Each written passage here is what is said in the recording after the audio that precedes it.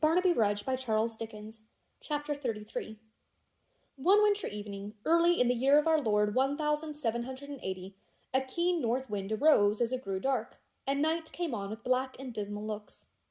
A bitter storm of sleet, sharp, dense, and icy cold swept the wet streets and rattled on the trembling windows. Signboards, shaken past endurance in their creaking frames, fell crashing on the pavement. Old tottering chimneys reeled and staggered in the blast, and many a steeple rocked again that night as though the earth were troubled.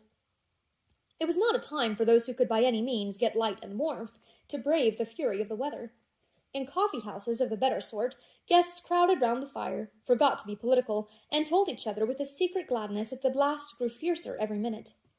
Each humble tavern by the waterside had its group of uncouth figures round the hearth, who talked of vessels foundering at sea and all hands lost, related many a dismal tale of shipwreck and drowned men, and hoped that some they knew were safe, and shook their heads in doubt.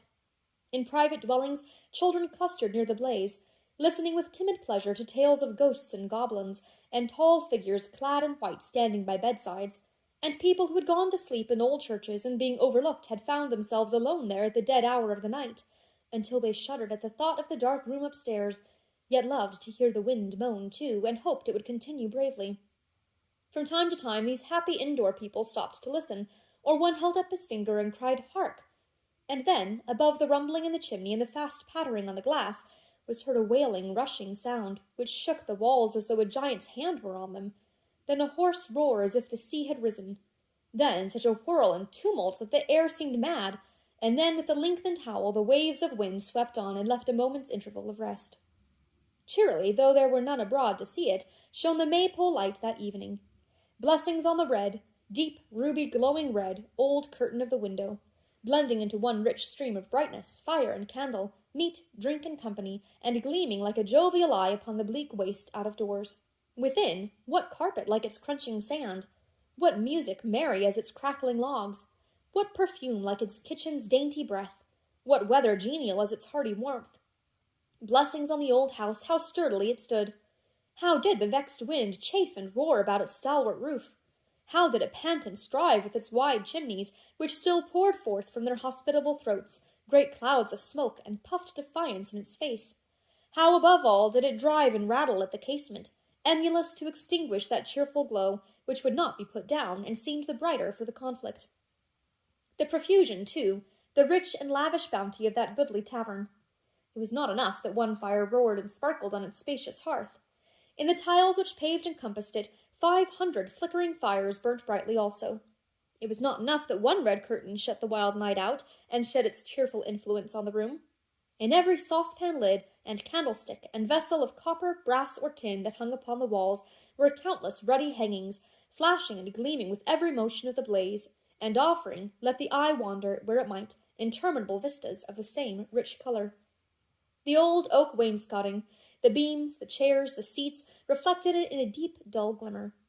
There were fires and red curtains in the very eyes of the drinkers, in their buttons, in their liquor, in the pipes they smoked. Mr. Willett sat in what had been his accustomed place 5 years before, with his eyes on the eternal boiler, and had sat there since the clock struck 8, giving no other signs of life than breathing with a loud and constant snore, though he was wide awake, and from time to time putting his glass to his lips, or knocking the ashes out of his pipe, and filling it anew. It was now 10:30. Mr. Cobb and long Phil Parkes were his companions as of old, and for 2 mortal hours and a half none of the company had pronounced one word. Whether people, by dint of sitting together in the same place and the same relative positions, and doing exactly the same things for a great many years, acquire a sixth sense, or some unknown power of influencing each other which serves them in its stead, is a question for philosophy to settle.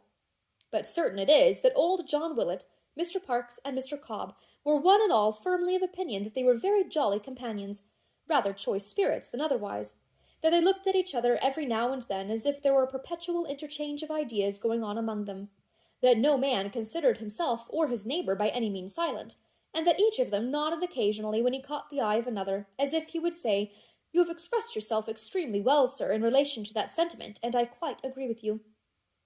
The room was so very warm, the tobacco so very good, and the fire so very soothing, that Mr. Willett, by degrees, began to doze. but as he had perfectly acquired, by dint of long habit, the art of smoking in his sleep, and as his breathing was pretty much the same, awake or asleep, saving that in the latter case he sometimes experienced a slight difficulty in respiration, such as a carpenter meets with when he is planing and comes to a knot. Neither of his companions were aware of the circumstance until he met with one of these impediments and was obliged to try again. "Johnny's dropped off," said Mr. Parkes in a whisper. "Fast as a top," said Mr. Cobb. Neither of them said any more until Mr. Willett came to another knot, one of surpassing obduracy, which bade fair to throw him into convulsions, but which he got over at last without waking, by an effort quite superhuman. "He sleeps uncommon hard," said Mr. Cobb. Mr. Parkes, who was possibly a hard sleeper himself, replied with some disdain, "Not a bit on it," and directed his eyes towards a handbill pasted over the chimney-piece, which was decorated at the top with a woodcut representing a youth of tender years running away very fast, with a bundle over his shoulder at the end of a stick, and, to carry out the idea, a finger-post and a milestone beside him. Mr. Cobb likewise turned his eyes in the same direction, and surveyed the placard as if that were the first time he had ever beheld it. Now this was a document which Mr. Willett had himself indited on the disappearance of his son Joseph, acquainting the nobility and gentry and the public in general with the circumstances of his having left his home, describing his dress and appearance, and offering a reward of £5 to any person or persons who would pack him up and return him safely to the Maypole at Chigwell, or lodge him in any of his Majesty's jails until such time as his father should come and claim him. In this advertisement Mr. Willett had obstinately persisted, despite the advice and entreaties of his friends, in describing his son as a young boy, and furthermore as being from 18 inches to a couple of feet shorter than he really was, two circumstances which perhaps accounted, in some degree, for its never having been productive of any other effect than the transmission to Chigwell at various times, and at a vast expense, of some 45 runaways varying from 6 years old to 12. Mr. Cobb and Mr. Parkes looked mysteriously at this composition, at each other, and at old John. From the time he had pasted it up with his own hands, Mr. Willett had never by word or sign alluded to the subject, or encouraged anyone else to do so. Nobody had the least notion what his thoughts or opinions were connected with it, whether he remembered it or forgot it, whether he had any idea that such an event had ever taken place. Therefore, even while he slept, no one ventured to refer to it in his presence, and for such sufficient reasons, these his chosen friends were silent now. Mr. Willett had got by this time into such a complication of knots that it was perfectly clear he must wake or die. He chose the former alternative, and opened his eyes. "If he don't come in 5 minutes," said John, "I shall have supper without him." The antecedent of this pronoun had been mentioned for the last time at 8 o'clock. Messrs. Parkes and Cobb, being used to this style of conversation, replied without difficulty that to be sure Solomon was very late, and they wondered what had happened to detain him. "He ain't blown away, I suppose," said Parkes. "It's easy to carry a man of his figure off his legs, and easy, too. Do you hear it? It blows great guns indeed. There'll be many a crash in the forest tonight, I reckon, and many a broken branch upon the ground tomorrow." "It won't break anything in the Maypole, I take it, sir," returned old John. "Let it try. I give it leave. What's that?" "The wind," cried Parkes.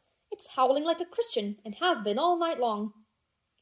"Did you ever, sir," asked John after a minute's contemplation, "hear the wind say Maypole?" "Why, what man ever did?" said Parkes. "Nor ahoy, perhaps?" added John. "No, nor that neither." "Very good, sir," said Mr. Willett, perfectly unmoved. "Then if that was the wind just now, and you'll wait a little time without speaking, you'll hear it say both words very plain." Mr. Willett was right. After listening for a few moments, they could clearly hear, above the roar and tumult out of doors, this shout repeated, and that with a shrillness and energy which denoted that it came from some person in great distress or terror. They looked at each other, turned pale, and held their breath. No man stirred. It was in this emergency that Mr. Willett displayed something of that strength of mind and plenitude of mental resource which rendered him the admiration of all his friends and neighbours.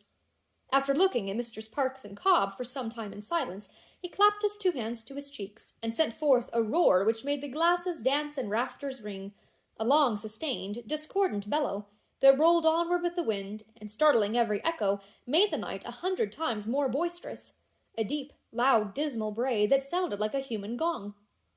Then, with every vein in his head and face swollen with the great exertion, and his countenance suffused with a lively purple, he drew a little nearer to the fire, and turning his back upon it, said with dignity, "If that's any comfort to anybody, they're welcome to it. If it ain't, I'm sorry for 'em. If either of you two gentlemen likes to go out and see what's the matter, you can. I'm not curious myself." While he spoke, the cry drew nearer and nearer. Footsteps passed the window. The latch of the door was raised. It opened, was violently shut again, and Solomon Daisy, with a lighted lantern in his hand and the rain streaming from his disordered dress, dashed into the room. A more complete picture of terror than the little man presented it would be difficult to imagine. The perspiration stood in beads upon his face, his knees knocked together, his every limb trembled, the power of articulation was quite gone, and there he stood, panting for breath, gazing on them with such livid, ashy looks that they were infected with his fear, though ignorant of its occasion, and reflecting his dismayed and horror-stricken visage, stared back again without venturing to question him, until old John Willett, in a fit of temporary insanity, made a dive at his cravat, and seizing him by that portion of his dress, shook him to and fro until his very teeth appeared to rattle in his head. "Tell us what's the matter, sir," said John, "or I'll kill you. Tell us what's the matter, sir, or in another second I'll have your head under the biler. How dare you look like that? Is anybody a-following of you? What do you mean? Say something, or I'll be the death of you, I will." Mr. Willett, in his frenzy, was so near keeping his word to the very letter, Solomon Daisy's eyes already beginning to roll in an alarming manner, and certain guttural sounds, as of a choking man, to issue from his throat, that the two bystanders, recovering in some degree, plucked him off his victim by main force, and placed the little clerk of Chigwell in a chair. Directing a fearful gaze all round the room, he implored them in a faint voice to give him some drink, and above all to lock the house door and close and bar the shutters of the room without a moment's loss of time. The latter request did not tend to reassure his hearers, or to fill them with the most comfortable sensations. They complied with it, however, with the greatest expedition, and having handed him a bumper of brandy and water, nearly boiling hot, waited to hear what he might have to tell them. "Oh, Johnny," said Solomon, shaking him by the hand. "Oh, Parks, oh, Tommy Cobb, why did I leave this house tonight? On the 19th of March, of all nights in the year, on the 19th of March. They all drew closer to the fire. Parks, who was nearest to the door, started and looked over his shoulder. Mr. Willett, with great indignation, inquired what the devil he meant by that, and then said, "God forgive me," and glanced over his own shoulder, and came a little nearer. "When I left here tonight," said Solomon Daisy, "I little thought what day of the month it was. I've never gone alone into the church after dark on this day for 27 years. I've heard it said that as we keep our birthdays when we are alive, so the ghosts of dead people, who are not easy in their graves, keep the day they died upon. How the wind roars!" Nobody spoke. All eyes were fastened on Solomon. "I might have known," he said, "what night it was by the foul weather. There's no such night in the whole year round as this is, always. I never sleep quietly in my bed on the 19th of March. "Go on," said Tom Cobb in a low voice. "Nor I neither." Solomon Daisy raised his glass to his lips, put it down upon the floor with such a trembling hand that the spoon tinkled in it like a little bell, and continued thus. "Have I ever said that we are always brought back to this subject in some strange way when the 19th of this month comes round? Do you suppose it was by accident I forgot to wind up the church clock? I never forgot it at any other time, though it's such a clumsy thing that it has to be wound up every day. Why should it escape my memory on this day of all others? I made as much haste down there as I could when I went from here, but I had to go home first for the keys. And the wind and rain being dead against me all the way, it was pretty well as much as I could do at times to keep my legs. I got there at last, opened the church door, and went in. I had not met a soul all the way, and you may judge whether it was dull or not. Neither of you would bear me company. If you could have known what was to come, you'd have been in the right. The wind was so strong that it was as much as I could do to shut the church door by putting my whole weight against it, and even as it was, it burst wide open twice, with such strength that any of you would have sworn, if you had been leaning against it, as I was, that somebody was pushing on the other side. However, I got the key turned, went into the belfry and wound up the clock, which was very near run down and would have stood stock still in half an hour. As I took my lantern again to leave the church, it came upon me all at once that this was the 19th of March. It came upon me with a kind of shock, as if a hand had struck the thought upon my forehead. At the very same moment I heard a voice outside the tower, rising from among the graves.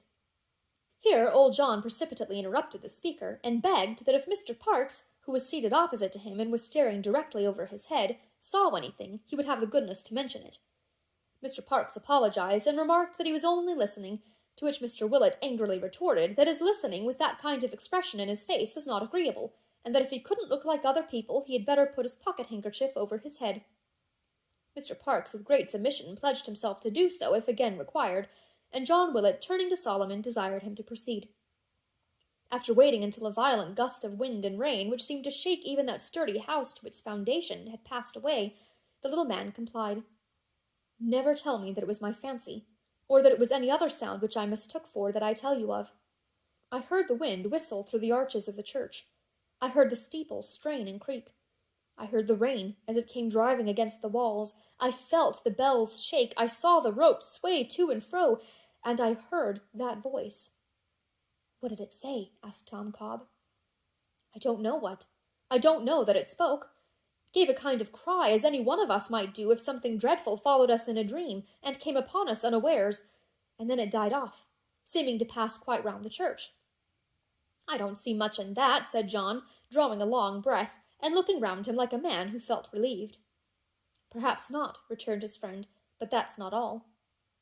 What more do you mean to say, sir, is to come? Asked John, pausing in the act of wiping his face upon his apron. What are you going to tell us of next? What I saw. Saw? Echoed all three, bending forward. When I opened the church door to come out, said the little man, with an expression of face which bore ample testimony to the sincerity of his conviction.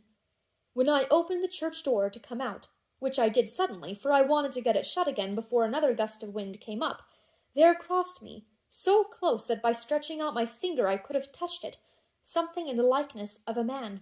It was bareheaded to the storm. It turned its face without stopping and fixed its eyes on mine. It was a ghost, a spirit.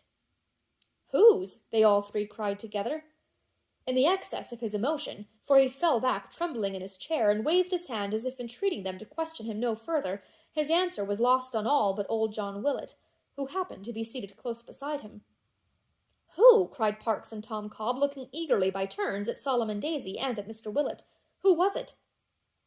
Gentlemen, said Mr. Willett, after a long pause, you needn't ask. The likeness of a murdered man. This is the 19th of March.